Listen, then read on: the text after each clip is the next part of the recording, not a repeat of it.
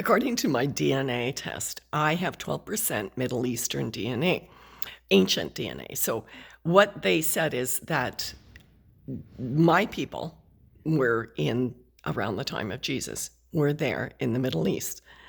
And I thought that was really interesting. It kind of shocked me. And my daughters came up the same way. My granddaughters came up the same way. They all have a connection to the Middle East, which is, like they say that we don't. It's just a recent thing. But this was ancient DNA that they found in the burial sites about 2,000 years ago.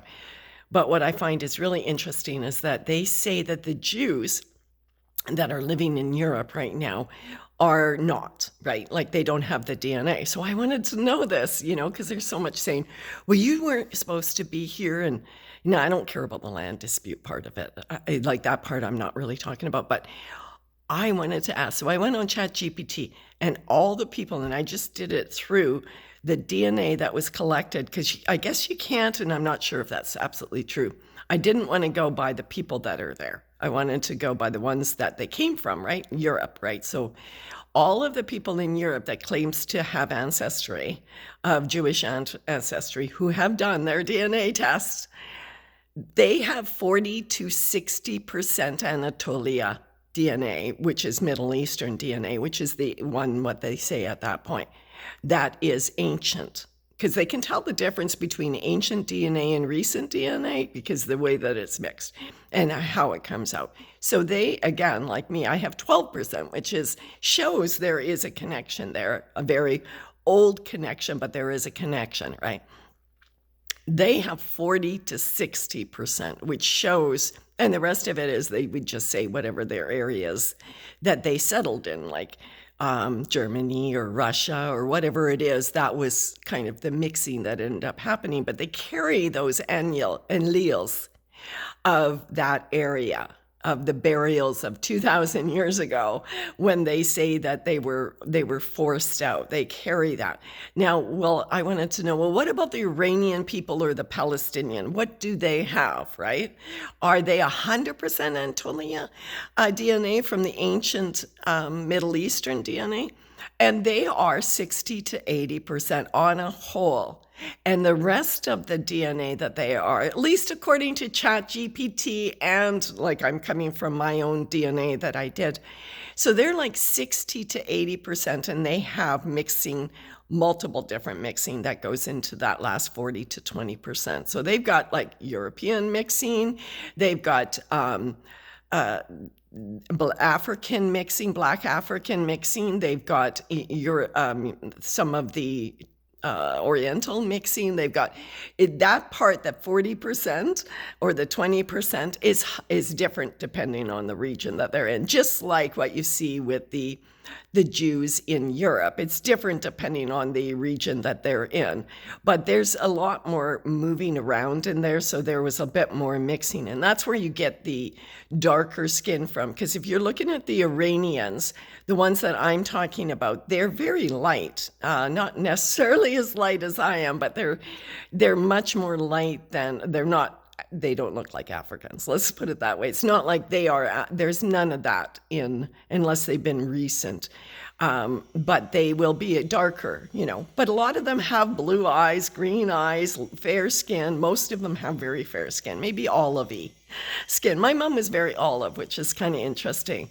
And my brothers were very olive as well. So that does run in my family too, but the blue eyes and the green eyes are very strong, and red hair, which is very common in the Middle East amongst these people, the red hair. And that goes back to Ireland and Scotland, because they believe that was a much more connected Ireland and Scotland, that whole area. It's almost like it depends on who wants to argue about where people came from. It's either that they came from Ireland and Scotland and went and developed that area, or they were there and then afterwards moved, because we know that a lot of the DNA is very consistent with the Middle East. These are things that we don't learn about in school. They don't tell us about the connection between fair people in the Middle East. It's like, everybody said, oh no, the Jews are too fair to belong there. And yet, the ancient DNA shows that it was mostly inhabited by fair people. Because you think about it, all the different countries that are just right there, like Greece and Italy, and what have we got? We've got all of these European-looking or fair-skinned people, right? Like that are surrounding that area, and yet we think that area had to have been black or just Arab. And Arab, which is when I found out, looked into the word, it actually means mixed. That's what it meant. So it was kind of like a derogatory term in the beginning, because it was like saying they're mixed, they're Arab, don't go near them. It was kind of like that. That was the reason what that name came in, at least according to my research, and I could be wrong. But like I said, I'm just putting out what I have found by looking. And the same thing happened when I started looking at America. Because when I did my DNA for America, I found that there was a burial site that was in the 1600s in Saskatchewan that carried my ancestors' DNA. So it's kind of strange. It's like they keep on telling us that there's indigenous people and we're not them. We always come from somewhere else. We're always invaders. And yet when you start actually doing the DNA of the ancient burial sites, you find, on a whole, most of these rulers around the world looked like me. They were fair people. They were described that way. Now when we do the DNA, we find that they are that way, or they're mixed in with fair people in the DNA. It goes into China. Like it's the rulers, the ancient rulers, they were all described as blue-eyed, fair people, taller than the average. It kind of makes me think that it's like colonialism that happened around the world, like from the UK, from England, right? Sorry for the stuttering. They went around and colonized, right, all over the world, and they set up their own rulers. But the people that they were ruling over weren't them. And we know that, right? Like, so we know that England colonized Africa, South Africa, a lot of African countries. They colonized India. They colonized just all over the place. They colonized, right? But the people that were there at the time when they colonized them weren't them. They weren't the same thing.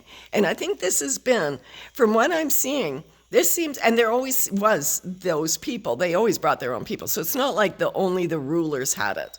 There were always the fair-skinned people in all of these areas as well, but not necessarily all of the people, right? Like the majority of the people in a lot of these areas were not like their rulers. So this is when I'm talking about colonization. That's what happened. And we found because like back, I think from about 60s, the United Kingdom started giving back and taking away the colonization, giving the governments, now that they formed it and everything, to the people of the land, right? That happened in Africa and stuff. And they regret it, and they've asked for them to come back and run it because they're not able to run it. It's very interesting. I know I've heard this being said now again, that we need to recolonize some of these countries because they are so failing for the people now, and there's such human rights abuses, especially against women, in all of these repatriated, because they weren't even really countries. When we see, they were just sort of villages all over. There wasn't a government structure and the kind of stuff when they were colonizing them, right? Like it was villages or teepees or something like that. So giving them back still didn't seem to work. Even when they put them in school, has not worked. And yeah, this is an interesting thing that I started putting together. I mean, this is just my crazy mind when I start putting this stuff together. But yeah, the Jews from Europe are the people that were there. They are. And it is in the DNA. And you can look this information up like I did.